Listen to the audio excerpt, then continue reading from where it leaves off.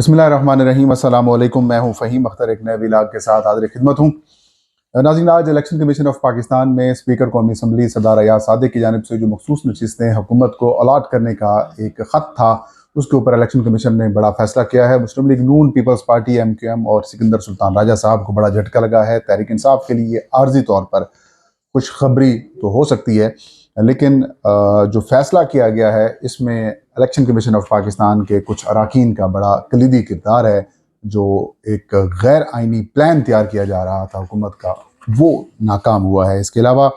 Pakistan peoples party और मुस्लिम league नून जो abuse of powers है वो कर रहे हैं, पावर है वो कर रहे हैं, और उनकी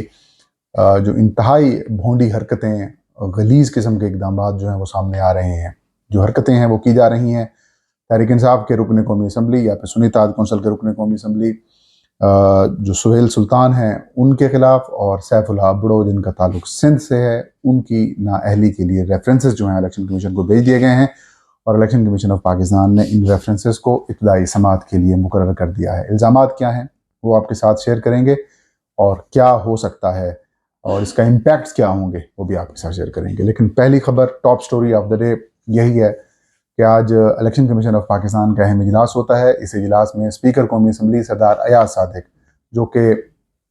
स्पीकर कौमी असम्बली कम बल्कि स्पीकर मुस्लिम लीग नून, पाकिस्तान पीपल्स पार्टी MQM या फिर हुकूमत ज़्यादा हो चुके हैं, स्पीकर ऑफ गवर्नमेंट ज़्यादा बन चुके हैं, और सेम लाइन्स में जो चेयरमैन सेनेट हैं वो भी बन चुके हैं। उनकी भी कहानी बताते हैं। लेकिन पहले स्पीकर साहब ने ख़त लिखा 2 रोज़ पहले इलेक्शन कमीशन ऑफ पाकिस्तान को, और ये ख़त लिखा कि 3 हफ्ते पहले इलेक्शन कमीशन ऑफ पाकिस्तान ने को एक ख़त लिखा गया था,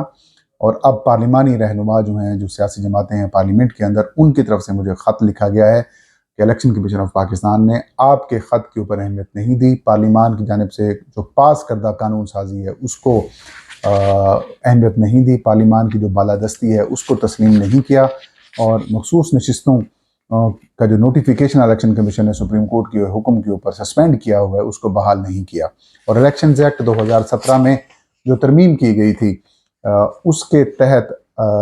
आपने जो कार्रवाई है वो नहीं की, और उसको आपने नज़रअंदाज किया है, और सुप्रीम कोर्ट के हुक्म को आपने जो है वो ज़्यादा अहमियत दी है। तो इलेक्शन कमीशन से कहा गया है कि आप फिलफौर जो पार्लिमान है इसकी बालादस्ती को तस्लीम करें, और इलेक्शन एक्ट 2017 के अंदर जो तरमीम की गई थी उसके ऊपर अमल करते हुए जो मखसूस नशिस्तें हैं वो बहाल की जाएँ या फिर इस मामले को निपटा दिया जाए। अब जो तरमीम हुई थी वो तरमीम हुई थी कि इलेक्शन एक्ट में ये चीज़ शामिल की गई थी कि कोई आज़ाद हैसियत के अंदर मुंतखब होने वाला जो रुकन कौमी असम्बली है वो या सूबाई असम्बली, वो 3 दिन के अंदर अगर किसी सियासी जमात में शमूलियत इख्तियार करते हैं तो ठीक, नहीं तो फिर उनकी बाद में किसी जमात में शमूलियत को तस्लीम नहीं किया जाएगा, और एक बार की जो शमूलियत होगी फिर ये नाकाबिल तनसीख होगी।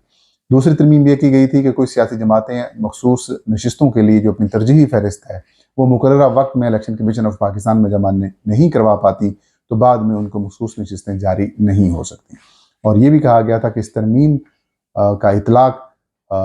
इलेक्शन एक्ट यानी कि 2017 से होगा, माजी से इसका इतलाक होगा। और दूसरा कि अगर सुप्रीम कोर्ट या फिर हाई कोर्ट इस हवाले से कोई फैसला भी देगी तो भी वो काबिल अमल नहीं होगा। अब इलेक्शन कमीशन को जो पहला लेटर आया था, इलेक्शन कमीशन ने इस मामले के ऊपर गौर किया और सुप्रीम कोर्ट ऑफ पाकिस्तान में CA में फ़ाइल कर दी, और मखसूस नशिस्तों का जो तहरीरी तफसीली फैसला आया उसके ऊपर भी इलेक्शन कमीशन ने अमल नहीं किया। फिर सुप्रीम कोर्ट से रजू कर लिया और ये कहा कि ये फैसला नाकाबिल अमल है, इसके ऊपर हमें रहनुमाई करें कि हम इलेक्शन एक्ट के ऊपर अमल करें या फिर सुप्रीम कोर्ट के अहकामात को मानें।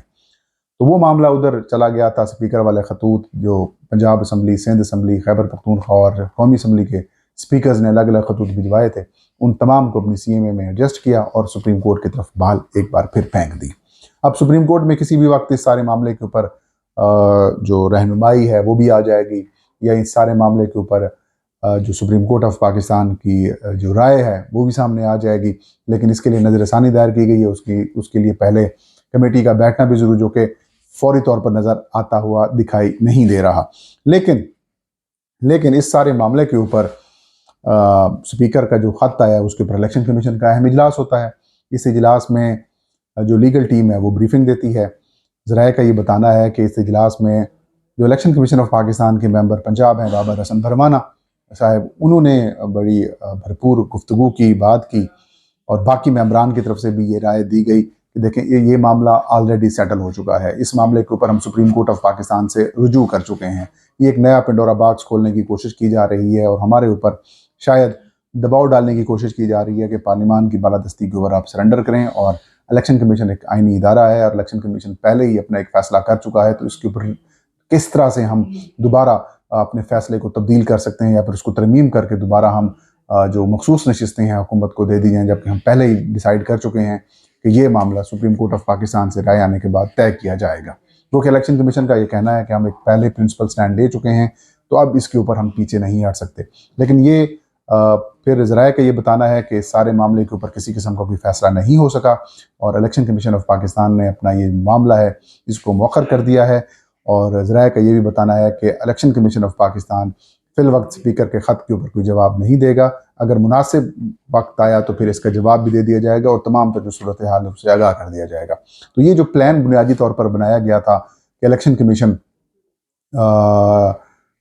जो है वो मखसूस नशिस्तें हुकूमत को दे देगा और उनकी कौमी असम्बली में 2/3 अक्सरियत बन जाएगी, फिर सेनेट ऑफ पाकिस्तान के लिए वो चीफ सेक्रेटरी या फिर IG पुलिस पंजाब खैबर पख्तूनख्वा उसका इस्तेमाल करेंगे, या वज़ीर आला खैबर पख्तूनख्वा को डिस्क्वालीफाई करा दिया जाएगा, या उनके ज़रिए जो PTI के सेनेटर्स खैबर पख्तूनख्वा के अंदर मौजूद हैं महफूज मकामात के ऊपर, वहाँ से उनको जो है वो गिरफ्तार करवा लिया जाएगा, प्रोड्यूस करवा लिया जाएगा और फिर उनकी वफादारियाँ तब्दील करा कर इलेक्शन जो आइनी तरमीम है 26वीं आइनी तरमीम उसकी मंजूरी की जो है वो कोशिश कराई जाएगी। लेकिन इस प्लान को पहले मरले में ही नाकामी का सामना करना पड़ा है और इलेक्शन कमीशन ऑफ पाकिस्तान में जो मेंबरान हैं उन्होंने इस प्लान को जो है वो नाकारा कर दिया है, नाकाम कर दिया है और यूं जो एक हिकमत अमली नहीं तरतीब दी जा रही थी इसको फ़िलहाल रोक दिया गया है। अब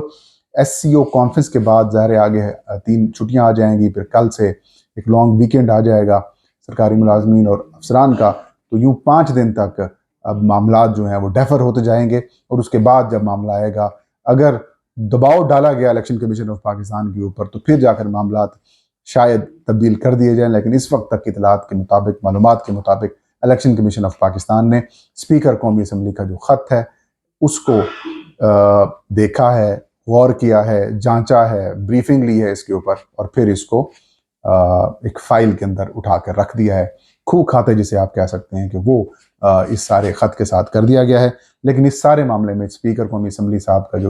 जो किरदार है वो एक्सपोज ज़रूर हुआ है और हुकूमत जानबूझकर जो सुप्रीम कोर्ट ऑफ पाकिस्तान के 8 जजेज़ हैं उनके साथ आमने सामने या फिर उनके साथ टकराव की जो पॉलिसी है वो इख्तियार किए हुए है, लेकिन इसमें भी उनकी नाकामी ही नज़र आ रही है। दूसरी बड़ी खबर है तहरीक इंसाफ के अराकीन तोड़ने में हुकूमत नाकाम हुई है। तो अराकीन तोड़ने में नाकामी के बाद अब जो स्पीकर का चैम्बर है या स्पीकर का ऑफिस है या फिर जो चेयरमैन सेनेट का जो ऑफिस है उसको अब पार्टी ऑफिसेज में तब्दील कर दिया गया है और वहाँ से सियासी बुनियादों के ऊपर जो फैसले हैं वो कराए जा रहे हैं और ऐसे बदबूदार घटिया तरीन फैसले कराए जा रहे हैं जिसकी कोई मिसाल नहीं मिलती। और बिलखसूस पाकिस्तान पीपल्स पार्टी और पाकिस्तान मुस्लिम लीग नून इस लेवल के ऊपर गिर चुके हैं कि शायद ही माजी में ये दोनों सियासी जमातें इस लेवल के ऊपर गिरी होंगी, लेकिन इस दफ़ा बहुत ज़्यादा हद तक गिर चुकी हैं। ताज़ा जो मामला सामने आया है कि स्पीकर कौमी असम्बली ने NH4 सबात से तहरीक इंसाफ या फिर सुन्नी इत्तेहाद कौंसिल के जो रुकन कौमी असम्बली हैं सुहेल सुल्तान उनके खिलाफ नाअहली का रेफरेंस भिजवाया और जो सेनेट से तहरीक इंसाफ के सेनेटर हैं सैफुल्लाह अबड़ो साहब उनके खिलाफ चेयरमैन सेनेट ऑफिस की जानिब से या चेयरमैन सेनेट या फिर सेनेट सेक्रेटेरिएट की जानिब से एक रेफरेंस अलग अलग भिजवाए गए इलेक्शन कमीशन ऑफ पाकिस्तान को। इलेक्शन कमीशन ऑफ पाकिस्तान ने इन दोनों रेफरेंसेस को समात के लिए जो है मुकर्रर कर दिया है और समात के लिए जो मुकर्रर किया है उसकी तारीख बड़ी इंटरेस्टिंग है। 21 अक्टूबर को इन दोनों रेफरेंसेस के ऊपर इलेक्शन कमीशन इब्तदाई समात करेगा और जो दरख्वास्त गुजार हैं जिन्होंने रेफरेंस दायर करवाया है उनके ऊपर जो है वो इलेक्शन कमीशन ऑफ पाकिस्तान को मुतमईन करने की कोशिश करेंगे कि ये जो रेफरेंस दायर किया गया है आया ये ठीक है या फिर गलत है या ये काबिल समात है या फिर ये नहीं है। लेकिन जो इल्ज़ामात लगाए गए हैं वो बड़े इंटरेस्टिंग किस्म के हैं। NH4 सवात से जो सुहेल सुल्तान साहब हैं MNA हैं इनको ये इल्ज़ाम इनके ऊपर लगाया है नसरुल्लाह खान साहब ने, एक शहरी हैं, उन्होंने स्पीकर को दरख्वास्त दी कि ये जब रुकन कौमी असम्बली बन रहे थे उससे पहले ये खैबर पख्तूनख्वा हुकूमत में एडवोकेट जनरल या फिर किसी एक ओहदे के ऊपर मौजूद थे। इन्होंने अपने नॉमिनेशन पेपर्स में गलत बयानी की, लिहाजा ये कानून ये कहता है कि अगर आप किसी सरकारी ओहदे के ऊपर हों या फिर अवामी ओहदे के ऊपर हों तो आप 2 साल बाद तक इलेक्शन कॉन्टेस्ट नहीं कर सकते। लेकिन इन्होंने इलेक्शन कॉन्टेस्ट किया है, लिहाजा इनको डिस्क्वालीफाई किया जाए। इलेक्शन कमीशन स्पीकर ने अपनी तौर पर इब्तदाई मालूमात इकट्ठी की और उसके बाद मालूमात क्या इकट्ठी करनी थी, मालूमात तो दे दी गई होंगी, फराहम कर दी गई होंगी जानबूझ के। स्पीकर ने ये मामला इलेक्शन कमीशन ऑफ पाकिस्तान के सुपुर्द कर दिया। दूसरा जो सेनेटर सैफुल्लाह अबड़ो साहब हैं, इनके खिलाफ रेफरेंस पीपल्स पार्टी के सेनेटर हैं शहादत अवान, और एक और शहरी हैं माजिद महमूद। उन्होंने रेफरेंस दायर किया चेयरमैन सेनेट के पास और इल्ज़ाम ये लगाया कि सैफुल्लाह अबड़ो जो हैं वो टेक्नोक्रेट की नशिस्त के ऊपर आए थे बतौर सेनेटर, लेकिन इनके पास टेक्नोक्रेट का जो एक्सपीरियंस है वो नहीं है, लिहाजा इनको आर्टिकल 63 के तहत डिस्क्वालीफाई किया जाए और ये नशिस्त खाली करार दी जाए। और ये भी कहा कि इन्होंने भी अपने नॉमिनेशन पेपर्स के अंदर कुछ जायदाद छुपाई है, कुछ ऐसी प्रॉपर्टी जो है उसको डिस्क्लोज नहीं किया, लिहाजा इस मामले के ऊपर भी इनको रेफरेंस दायर कर इनको नाअहल किया जाए। अब सेनेटर सैफुल्लाह अबड़ो जो हैं वो सिंध से सेनेटर बने हैं, पाकिस्तान तहरीक इंसाफ के बने थे और इनको मैनेज करने की कोशिशें की गई लेकिन ये मैनेज नहीं हुए। और अब ये डरावा धमकाने के लिए कि आपकी जो है वो नाअहल कर दिए जाएंगे, आपको सेनेटर बरकरार नहीं रखा जाएगा, अगर आप सपोर्ट करते हैं तो वेल एंड गुड, नहीं तो फिर आप डिस्क्वालीफाई कर दिए जाएंगे। यानी कि एक नई ब्लैकमेलिंग की कोशिश की जा रही है। और अगर ब्लैकमेलिंग में ये कामयाब हो जाते हैं तो भी हुकूमत को फ़ायदा है, अगर ब्लैकमेलिंग में नाकाम होते हैं और इलेक्शन कमीशन की तरफ से ये डिस्क्वालीफाई कर दिए जाते हैं, जिसके इम्कानात मुझे ये आ रहा है कि नज़र आ ही रहे हैं। ज़ाहिर इलेक्शन कमीशन से तो आप कुछ भी एक्सपेक्ट कर सकते हैं, और बिलखुसूस अगर वहाँ पर सिकंदर सुल्तान राजा साहब बैठे हों तो कुछ भी आप एक्सपेक्ट कर सकते हैं। तो अगर तो डिस्क्वालीफाई हो जाते हैं तो फिर ये मामला हाई कोर्ट तक भी जाएगा, सुप्रीम कोर्ट तक भी मामला जाएगा। लेकिन बात वही है, 21 अक्टूबर की तारीख मुकर्रर की है इलेक्शन कमीशन ने, यहाँ पर थोड़ा सा गैप दिया है। अब अगर पहली 2-1 समातों में इनको वो भी कर दिया जाता है तो भी हफ्ता 10 दिन के लिए वक्त जो है वो उनको दिया जाएगा, तो यूँ आईनी तरमीम और काजी फाइज़ साहब के जाने का जो वक्त है वो हो जाएगा और उसके बाद कहानी जो है वो आपको पता है निपटा दी जाएगी, कहानी ख़त्म कर दी जाएगी। लेकिन प्लान किया जा रहा है